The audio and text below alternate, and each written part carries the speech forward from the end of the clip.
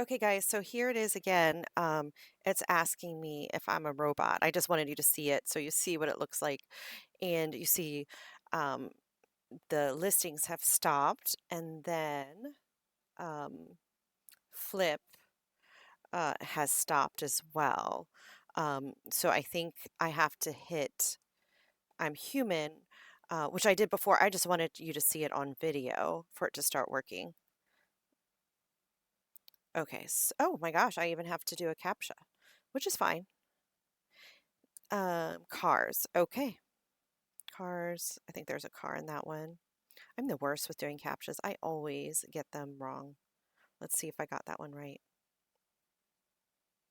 Yay! I got a captcha right the first time for once. It's exciting.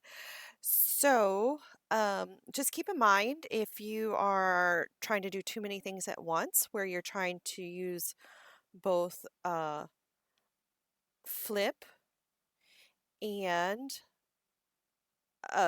Poshmark at the same time, that you're going to need to keep an eye on your Poshmark and make sure that you're clicking that you're human over and over again um, for everything to work properly.